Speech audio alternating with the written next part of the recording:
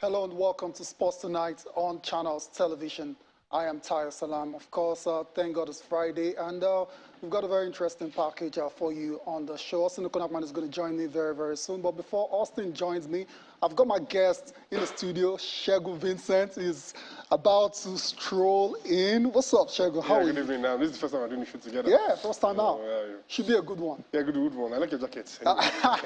Thank you. Yours is not bad as well. Yeah, thank you very nice. Much. All right, so we're just going to dive straight into it. Let's cut to the chase and let's talk about the Flamingos of Nigeria. We're here to tell you they have now arrived in Goa, that's in India, for the Under-17 FIFA Women's World Cup. That's following a 10-day trip or 10-day training camp in Turkey. So it looks like all is set for Nigeria's campaign at the FIFA Under-17 Women's World Cup in India. You excited for this competition? Sure. I'm excited for them, and at least we can better our results we had in the past. You know, I think before we've had usually the quarterfinals.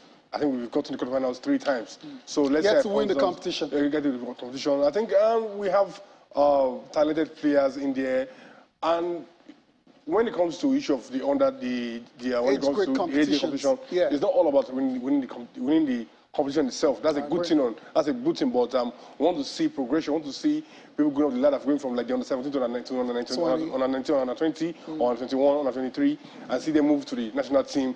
That should be the long-term project itself in the age grade competition, basically. You're spot on. There's no doubt about it. It's all about winning, but it helps to start to inculcate that habit of winning at a very young age, and that's what the Flamingos will be aiming to do in India, starting on Tuesday, where they'll be playing the first match against Germany. It's a very, very tough way to start the competition because the Germans, like we all know, they're quite efficient at all levels of international football. So they're going to start the first game against Germany. That's going to be next Tuesday. Other matches will be against New Zealand as well as Chile. That's going to be on October the 14th. And 3 days later, after that one, they'll be taking on Chile. So it's all set for the Flamingos of Nigeria. They're set to begin their Under-17 FIFA Women's World Cup campaign. Austin Okonakman is ready to join us now. He's all seated up and champing at the beats to talk about Nigeria's Under-17 Women's National Team. What's up, Austin?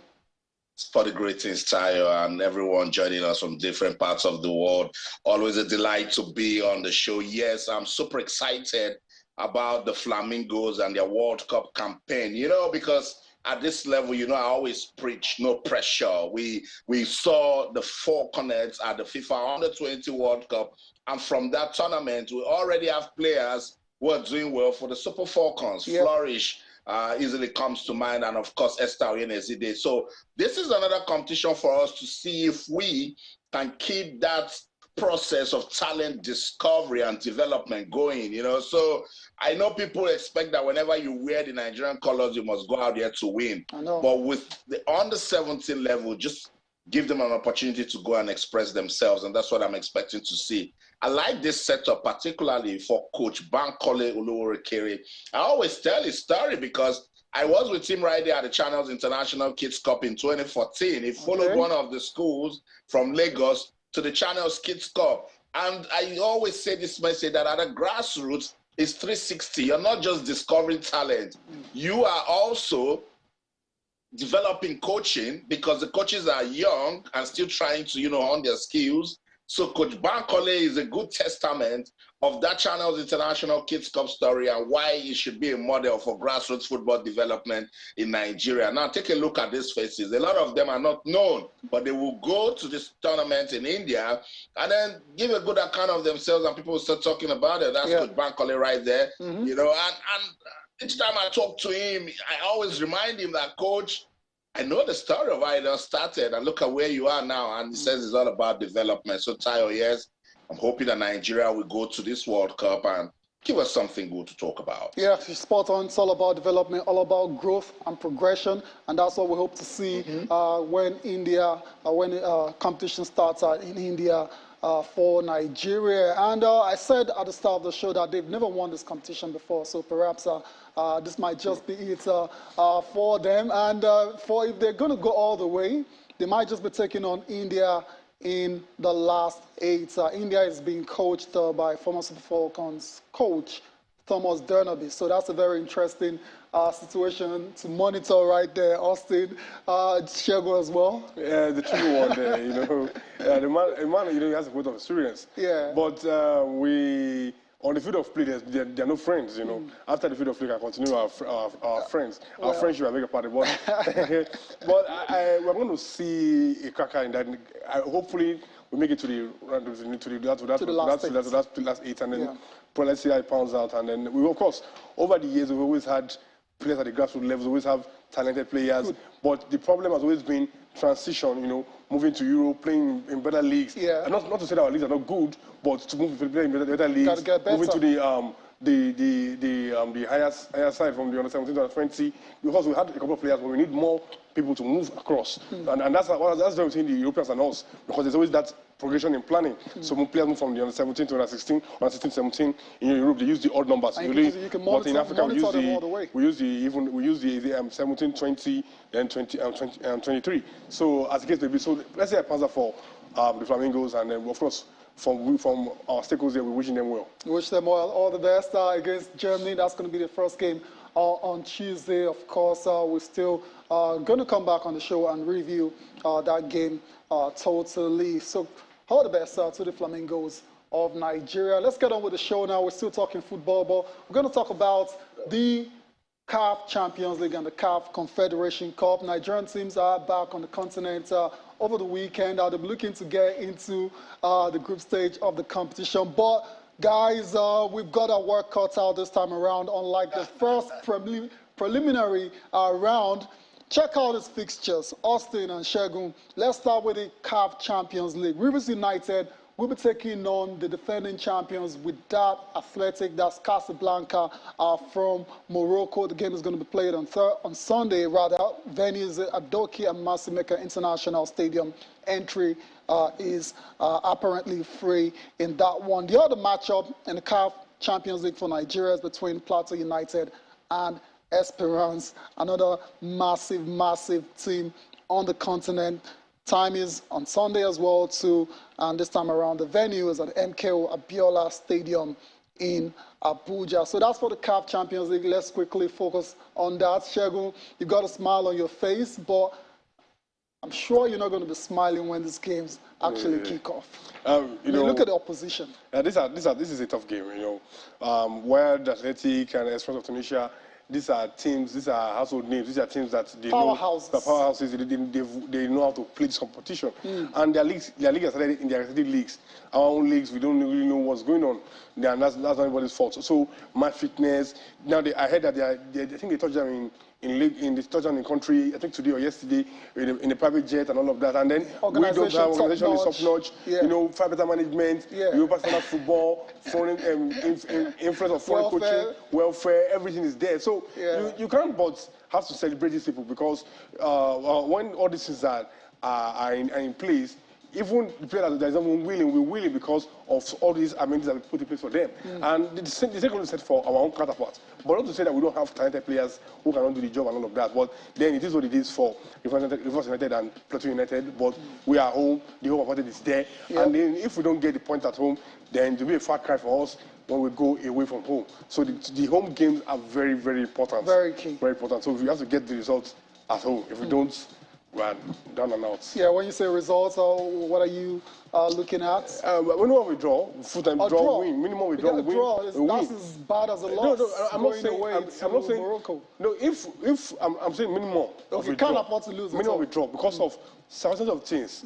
People they are studying their leagues, you know, match fitness and all of that. We don't have that luxury at this point in time, and there are still issues here and there. But then it is what it is. But we should be able to pick up a win, but may not withdraw because of these circumstances. Not to say that we cannot win or we shouldn't be able to be beating these sides. On pound for pound, player for player, we are equally talented in that circumstance. But football is not only about having talent. It's not about the environment, the coaches, the league. These are things that they need to put in place. And when these things are not in place, it affects the performance of players on the field of play. Definitely. So that's why I said that. Interesting. Austin, I've got a quote coming from one of the star players of Rivers United, Joseph Onoja. I mean, he says that as far as we're concerned, we are the champions of Nigeria, and we have to play like champions. I like that mentality. Our opponents, what they are doesn't really matter to us, okay? We just have to go there and do what we want to do, which is to win on Sunday. But Austin, are you as confident as Joseph Onoja? Oh, 100%. You know, I'm on the same vibe with Joseph. I've been saying this right from when we got this fixture. Aside terrible administration that is messing up our football, we've got the talent. Look at what small Remo Stars did in Rabat. You could tell that they are only not in the next round because of inexperience, but they gave a good account of themselves. Now, this is Rivers United and Plateau United, and to an extent, they both have rich continental experience. Take Rivers United, for instance.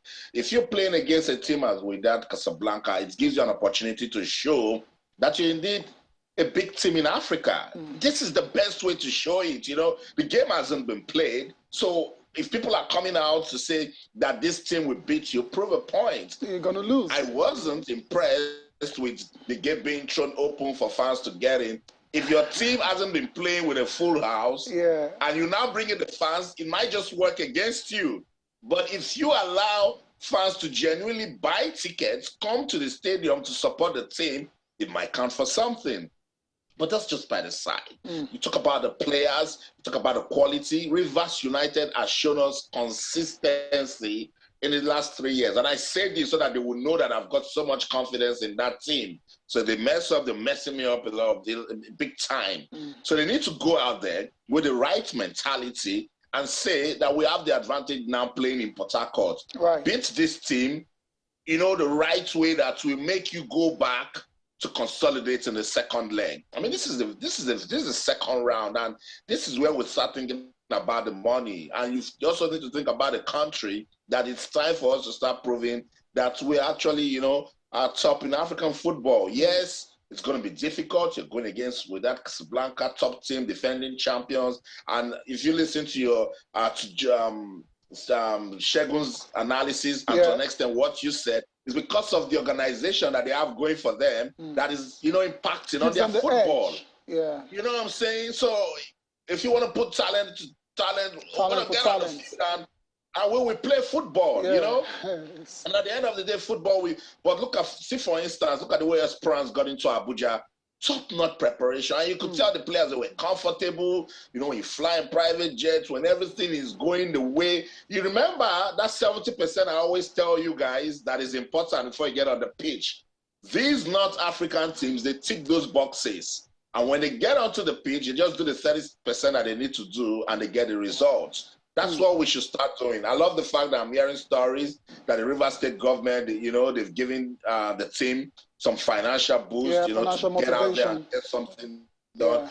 Plateau United showed us some quality. They were good enough to go on to win the league title, but for the, you know, superiority that Rivers United showed. So these are two top teams. They just need to go out there and prove a point that they can compete with the best in Africa. All right, fingers crossed. I wish Rivers United all the best in there. Again, we see pictures are coming from Plateau United. That was their first preliminary round matchup against AS Manji of Gabon. They got the win in that particular game, and they were able to go into the next round.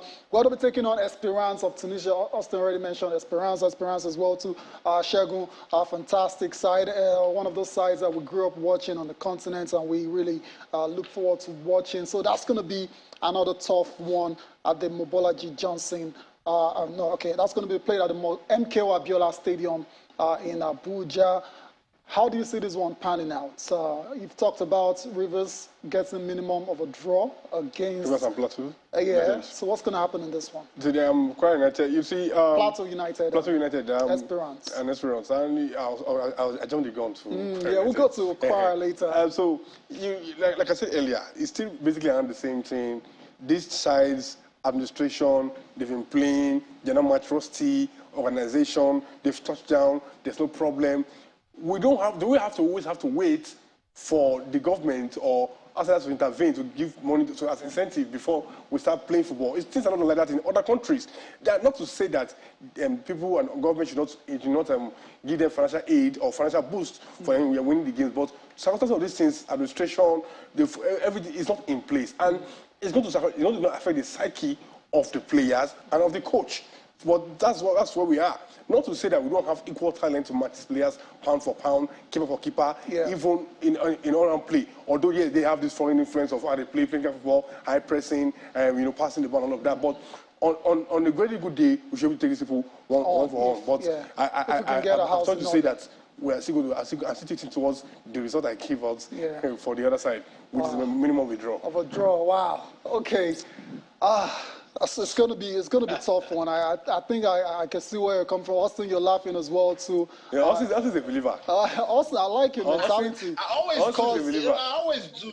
And Tayo and Shego, it's because I can't deny that I'm an advocate of league football in Nigeria. I know the system, I know most of the players, I know the coaches, and if I see a team that is doing so well, you just need to keep that faith with them. That's the least we can do as Nigerians, But if they don't do the right things to go into that match, we also call them out, So, for instance, Plateau United and Rivers United, the only worry I have is that they played probably teams that weren't so competitive in the first round. That's what it is. You just saw Plateau against Managerial of Gabon, and then Rivers United played Watanga FC of Liberia. And it was like, it was just something that they just pushed around because you're as good as your last game, But because I know from when Plateau United won the league till now, tie or check, they've always given us reasons to talk about them, and that means they must be doing something to keep that relevance going.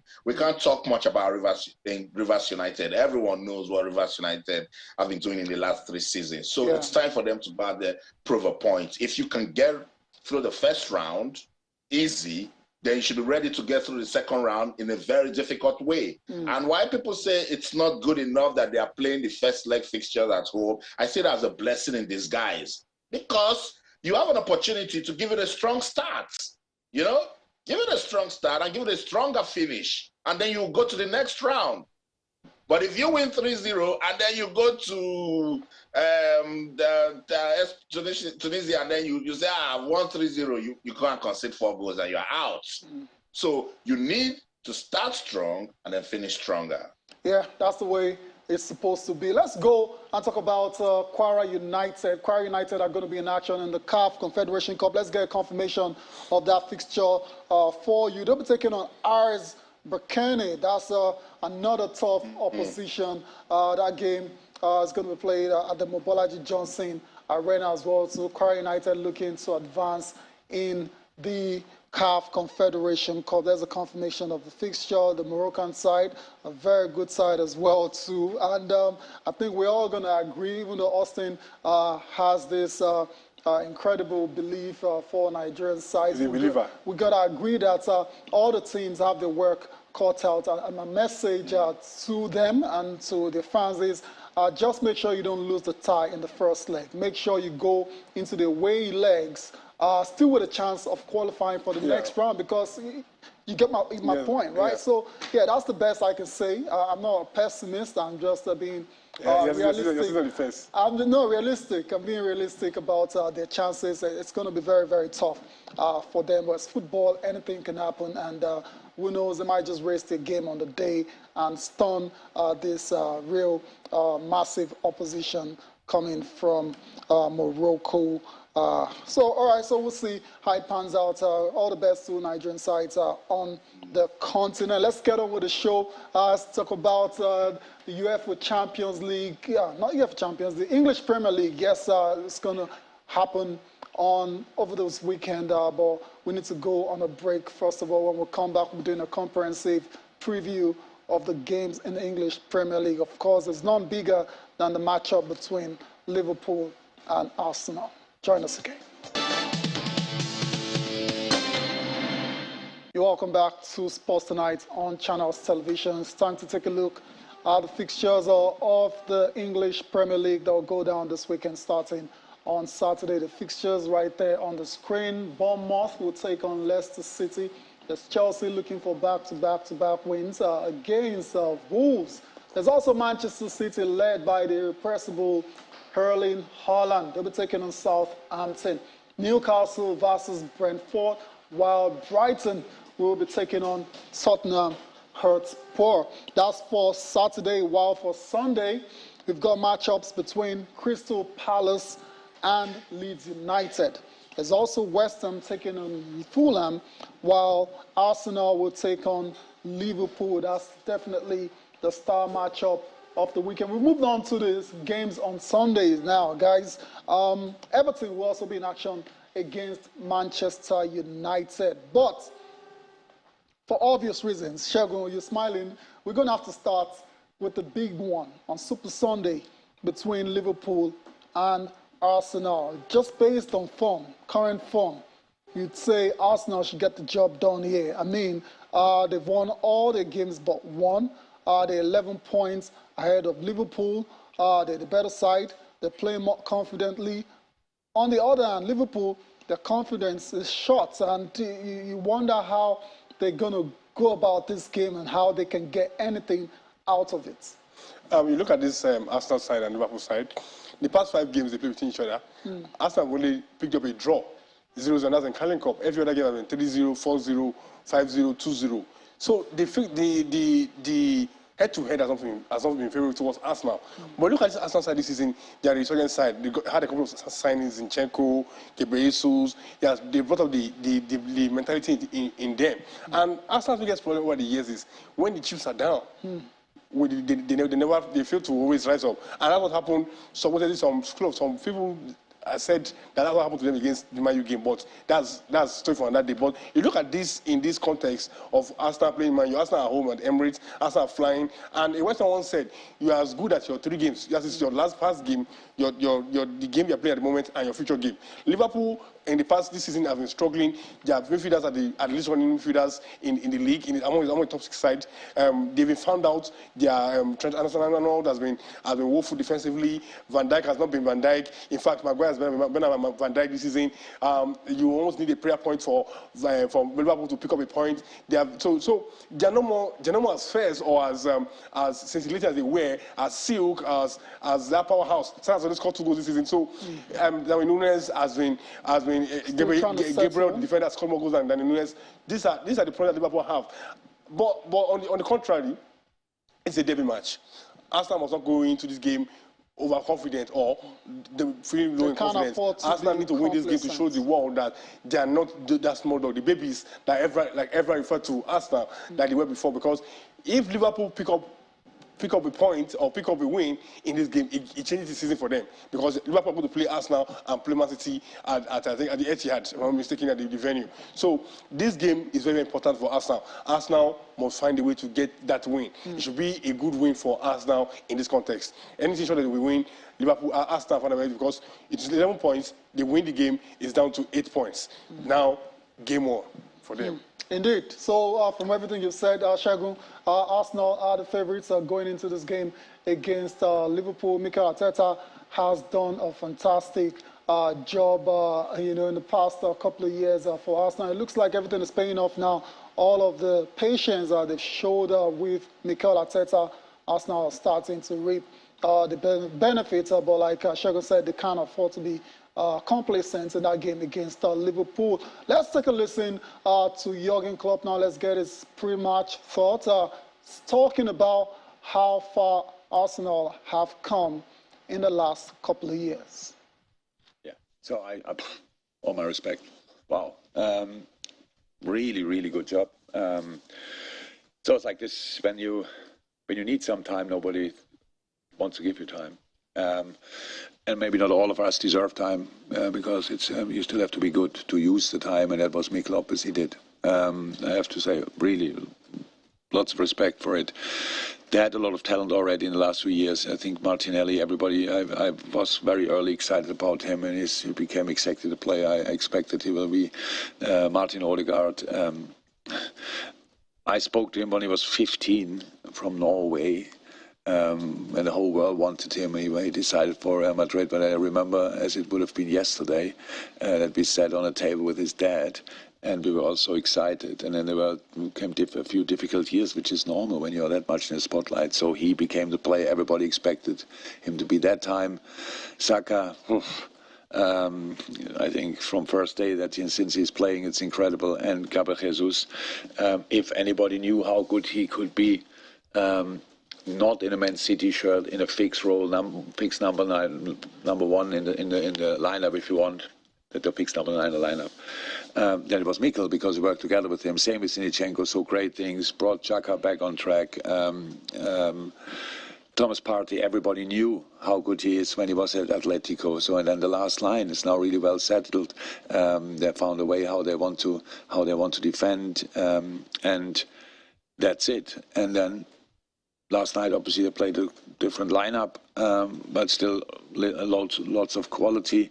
So it's a young team, very exciting team, and doing really well. Doing really well indeed. 21 points out of 24. That is, yeah, I'm not too sure if you can do much better than that after 8 games of the season. Austin, Arsenal, Liverpool on Sunday. Yeah. Big game, you know, particularly if you're an Arsenal fan, this is a good time to talk about football. You know, after 8 matches, the Gunners just won one loss, you know, still on top of the table with 21 points. You go look at Liverpool. Can you believe it that after 7 matches, Liverpool, they've only won 2 games, you know, and even after the 2 games, you could tell that they've still been struggling, 4 draws, you know, and one defeat with the 10 points. If you listen to Jurgen Klopp, he was just full of respect for what Mikel Arteta has done with this Arsenal side. And you could tell that he knows the players, particularly the way he summed up Odegaard and Thomas Partey. And if you take a look at Arsenal's season, those 2 players have brought some level of stability to the Gunners. And I think those are the areas he needs to, you know, find ways to, you know, lock down this Gunners side. But in all, it's been a collective team display by the Gunners. Let's give it to them this season. You know, if you want to judge Arsenal by just the 8 matches they've played, you could say, look, they have what it takes to go all the way. But we know this is league football. It's a marathon. And sometimes I question the depth in the Gunners side. But if you look at how they played Bodo Glimt yesterday, you could tell Mikel Arteta has got the game on Sunday on his mind, you know? Yeah. So he's just going to jump on current form and find a way to, you know, stun this Liverpool side. But we know Liverpool, and when they see the big teams and when they come up against real tests, this isn't Brighton, this is Arsenal. And with what Arsenal has done this season, you beat the Gunners, it's like you're gonna, you know, spark up your season again. That's what we thought when Manchester United stopped the unbeaten run. But unfortunately, Manchester United is still, you know, struggling to get it going. But no disrespect, this is Liverpool. You know, this is a team that has been competitive in the last 4 seasons, you know. So Arsenal knows that. Mikel Arteta knows he needs to tell his players to keep the mentality that they have going. And then hopefully if they do the things that I've seen them do this season, most likely Arsenal will go get it. But Liverpool and Jurgen Klopp will be saying to themselves, we can use this game on Sunday to get our season back on track.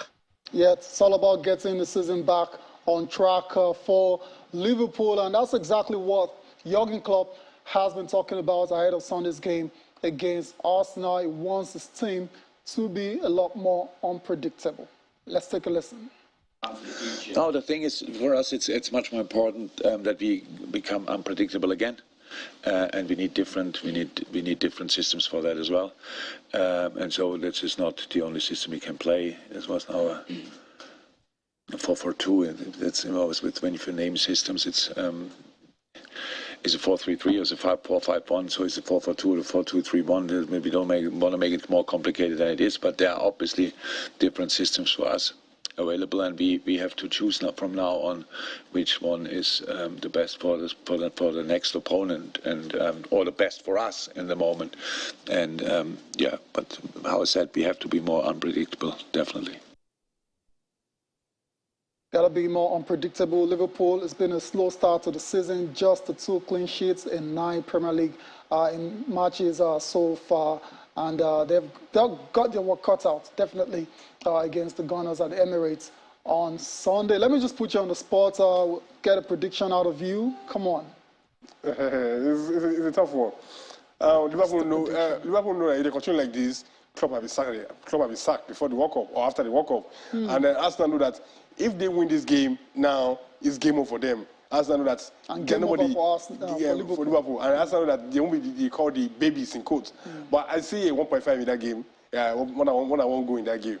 That's what I. But I tilt towards Arsenal winning that game. Arsenal, okay, over to you. Fingers crossed. Austin, you got a smile as well too. Do you want to? But you're not going to do that to a co-presenter. Of course I'm not. That's what I was going to ask you. Of course, come on. But if it's on current form, easily you just go and say maybe Arsenal will win it 2-0 or 2-1. You know, no disrespect to Liverpool, but this is football where absolutely anything can happen, you know. So we're just going to expect a good game of football. But as Shegun said, I agree, would like to see goals, you know. The Manchester derby got us talking because we saw goals. The North London derby got us talking because we saw goals. So I don't want teams to come and, you know, give us the shift lock and give us a drab game. They should come express themselves. Let's see goals. I know they'll be very careful. And Liverpool's defense have come under serious criticism this season. Yep. So they'll be trying to, you know, up the game and try not to concede against the Gunners, whom we know are very, you know, an attacking side. So let me attempt this one. If Arsenal doesn't win, it's going to end in a draw. All right, fair play to you, Austin. Take it on from there. Other games are still in the Premier League. Manchester City is going to be in action as well. What a story! Manchester City. They're cruising away. You don't want to play them this time because we've described him as a robot. You know, I don't know what else to say about Haaland. What a story! So Tayo, if you play Manchester City now, you need to come with something stronger than a human to, you know, to stop them. I mean, in 8 games, the goal difference is 20. In 8 games, wow. 20 already. So I'm not talking about Manchester City this time around until we see a team that can do what Crystal Palace did to them. But right now they're cruising away. Let's talk about Everton and Manchester United. Everton, for some reason, they learned a lot from what we saw last season. So I think they're just trying to steady it. But it is what it is in the English Premier League, particularly at this stage when teams are still not, you know, trying to, you know, find it. And that's why I said with Manchester City and what they did in the derby, you can as well just say, look, this is a team that will go all the way, and you cannot take it away from Jurgen Klopp and his team when they're beginning to do the right things, you know, with their football. Manchester United also needs to find a way to get it going again. We knew it was going to be very tough for Erik ten Hag coming into the league, but losing the way they did to Manchester City, you'd expect them to pick themselves back up, and that's what we're expecting when they take on Everton. But that's another, you know, difficult game. Manchester City, Southampton at the Etihad Stadium. I'm struggling to understand what you want me to say. No disrespect to Southampton. Fair enough. Don't say much again then. Let's come back to Shegun. I believe Shegun's got a lot to say in that one. Of course, all eyes will be on Erling Haaland. Gunning for yet another home hat trick. It's got back to back already. How's Southampton going to deal with this guy? I mean, it almost looks like an impossible mission. At this rate, a rumor came out that teams are calling other teams that, how can you stop this guy? What do you do to stop this guy? The man is a robot. He's too business-oriented. He doesn't have skill. He doesn't want to dribble. He just give me the ball, let me score. That's what's in his head. And he's ready to score as many goals as possible. And one thing about this lad that a lot of people don't understand is that, aside from the fact that he scores, when somebody else scores, he's still happy for that person. Some other players have that mind that, everything was going on around them, and that's what has kept him going. And the team that is playing with, everybody can create. Even the keeper can create. It's incredible. So that's all he has to do is position himself. And I told somebody before that the team that is distributed to Salzburg and Dortmund, this Southampton City is better than those two teams. Of course. They create chances at will. Big chances. Big chances at will. So these chances that these goals that they scored, these are chances that they will have missed the his last season, the season before. And you need to understand that, okay, Southampton has been their boogie team. Last season, they drew 1-1 and 0-0, if I'm not mistaken. So this season, Man City want to get a pound of flesh. And Haaland is willing and ready to score as many goals as possible. I'm very sure that the Potters will be out there for Haaland to score at least one goal in that game. Just one goal. At least one goal in that game. So it could be more than that. And Tayo, it's not just about Haaland. We need to talk about the telepathy that he's enjoying with Kevin De Bruyne. The way they understand themselves in terms of run. Even Gundogan to an extent. Look, Pep Guardiola is not getting the sort of respect that he should get because this guy is just coming into this team and he got into beast mode, got into the sort of blend. Everyone is enjoying to play with him. Its level of athleticism. Yeah. Tayo, did you see the way he scored the second goal against Manchester United? That was a difficult goal that would, stress any striker. He's making use of his long legs, his height, his pace, his positioning, fantastic. Have you seen Haaland touch the ball? He touches the ball and turn around and displaces the defender, and you start looking for him. Yeah. Jack Grealish the other day was saying he granted an interview, and a player was asking if he was human. And people thought he was making it up, but that's what it is. And this level of his work rate level and how he's so results and business oriented, he's hardly smiling. He's scoring a hat trick and he's going on a break and he's not smiling. He doesn't want you to even put a camera on his face because the job is not yet done. Yeah. So we're gonna see loads of goals from Haaland. What a season he's already having after 8 matches. Yeah, you're spot on. I mean, I once saw Haaland score 9 goals in a game at the under-20 FIFA World Cup, and that's when I knew. And afterwards, Austin, guess what? He wasn't happy. He thought he should have scored 10. I'm like, oh, what a mentality to have for a striker. So it hasn't surprised me at all to see the kind of level he's attaining at a very, very young age. But we'll see how it pans out over the weekend for Manchester City against Southampton. Let's get on with the show. We're still talking football, but let's just take a trip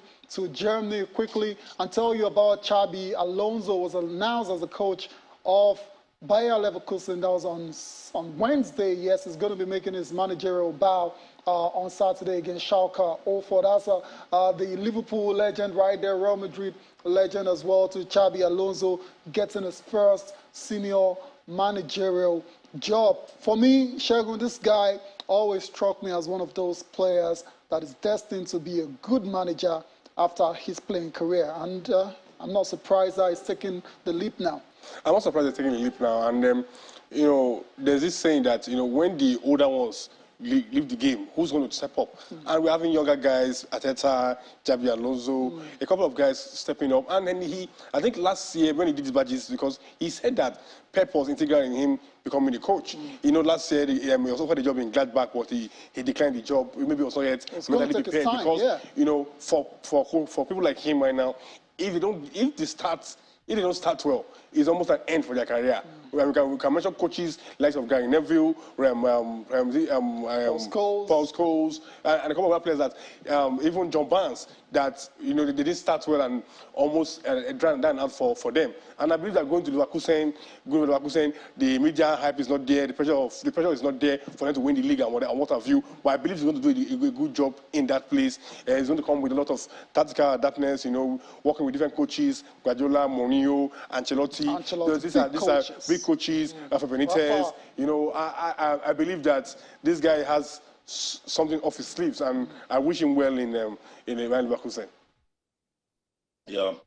I'll tell you, the Daily Mail described it as Xabi jumping into the deep end by accepting a struggling Bayer Leverkusen, because they wanted Thomas Tuchel, but I think Thomas Tuchel wasn't ready for the challenge. So you respect Xabi for accepting this job where people are looking at it as, I know, what can we do with a struggling Bayer Leverkusen, And I was just listening to you trying to describe him. He's a top-notch professional, even when he was playing football, he did it with admirable ease. So let's see. It's his first managerial job, and is doing it at Bayer Leverkusen. In the Champions League, they sit second bottom in the German top flight. So they're in the Champions League. They're struggling in the league. Let's see what he can do to turn things around. But if you just want to, look at this guy from his footballing career, then you'd expect him to succeed. All right, so let's listen to Xabi Alonso now speaking ahead of his first game against Schalke 04 this weekend. Once I started training, I started trying to be coach. I wanted the things to feel the right way, to take the right steps. And yes, probably in the past I had the chance to take a good team as well, a top team. But I felt that I needed to prepare myself and to find the right moment. And I feel ready that this is the right moment and this is a great project. Started from Saturday, we have Champions League game next week. So we want to play good football, but we know that Bundesliga is getting better year by year, week by week. Great coaches, great young coaches that they are not afraid, and the clubs that they are not afraid to give the chance to young coaches like me or with many other cases, and that's great. That's great for football, and that's great for the German football as well. Xabi Alonso now in the big leagues after managing the youth team of Real Madrid as well as the B team of Real Sociedad. He's in the big leagues now, taking on the job of the Bayer Leverkusen. Wish him all the best in his managerial career. Let's get on with the show. 44 days to the FIFA World Cup in Qatar. We'll continue to build up to that tournament, even though Nigeria is not going to be a part of it after losing out to Ghana in the playoffs. But you excited for this competition? I mean, FIFA President Gianni Infantino says it's going to be the best ever. Austin has got a smile as well on his face. I don't know why, but you, first of all, are you excited? Mixed feelings. I'm excited. I'm excited because, of course, the World Cup, once in 4 years, new players want to show themselves before the World Cup so they can sell themselves so that their teams can pick them so they can go to the World Cup. But on the other side, why I'm happy is because, first of all, the World Cup is going to be played towards the end of the year. Injury issues. We already have teams like Barcelona who have 4 injured players. We have Man City who have 2 injured players already. Varane is injured for Man U. Chelsea, they have their injury. Fofana is injured again. So the heap of games is 10 on the players. Like I said, they played over 60 games between last year and this year for both international and club level. So these are issues on the side. And of course, one reason why Austin is laughing is because Nigeria is not part of participating in this World Cup. And very disappointing one for disappointing one. So, but then it's the World Cup. We have over more than half of the world's population, over 3 billion people watching the World Cup. So it's an excitement package, and the show will go on. The show going. Let's leave it like that. Austin, Nigeria is not part of it, but France are part of it, defending champions. Marcel Desailly and Blaise Matuidi believe the favorites are to repeat as champions again. So I was laughing, or rather smiling, because of the way you introduced, 44 days to the World Cup, reminding us that Nigeria will not be there. That seems to be the intro we give whenever we talk about the World Cup now. It is what it is. For Marcel Desailly, for Desailly and Blaise Matuidi, what else do you expect? I mean, if you are defending champion of the World Cup, that's the sort of confidence you need to take. And the French team is set up in a way that they can beat anything when they're having their best football, So I totally agree with these legends. They've been there, done that, and are still involved with football in their own capacity. So who am I to question if Desailly and Matuidi says that the French team are favorites to go on to win? I can only agree because they have the quality to actually go out there to win the World Cup. But this is going to be a very unique World Cup title because for the first time, we're going to have the World Cup in November. For the first time, leagues are going to pause for us to have the World Cup. So maybe we should just brace up for an upset at this World Cup. Wow, upsets. We'll see how it pans out. It's going to start November the 20th with host nation being a part of that opening ceremony. Let's take a listen now to Gianni Infantino, that's the president of FIFA, who's telling everyone that cares to listen that the World Cup in Qatar, despite the controversies, will be the best ever? One thing is to have a vision. It's something else to implement that vision. And what we have seen here in terms of transformation, in terms of what has happened, is just unique, it's just incredible. But it will not just be the best World Cup ever because the stadiums are state-of-the-art, because the transportation system works perfectly, because the accommodations are great, because we will see 4 games a day, because all the stadiums are nearby. It will also be the best World Cup ever because we come out of a very difficult situation with the pandemic, with COVID-19. Yes, no more lockdowns. The pandemic is sort of over. And interestingly, for Qatar, you don't have to have mandatory COVID vaccination to come and enjoy a feast of football come November the 20th. So that's fantastic news for football fans all over the world. Before we wrap up the show now, I was still going to do it on the football tip. Just earlier today, just before we came on set, the list of the highest paid footballers was released for 2022. And we have a new top man, a new leader. And the person is, yes, Kylian Mbappe. You guessed right. After that humongous contract he got from PSG, he's now overtaking Cristiano Ronaldo and Lionel Messi as the highest paid player in the world for 2022. Mbappe, who's just 23, is estimated to earn $128 million for the season. That's before agent fees. That's according to Forbes annual rankings. Lionel Messi is second with $120 million, while Cristiano Ronaldo occupies third spot with $100 million. PSG's Neymar, 87, while Liverpool's forward Mohamed Salah is on $53 million. That's the top 5 for you right there. Erling Haaland, we talked about him a few minutes ago, how he's making his debut with earnings of $39 million.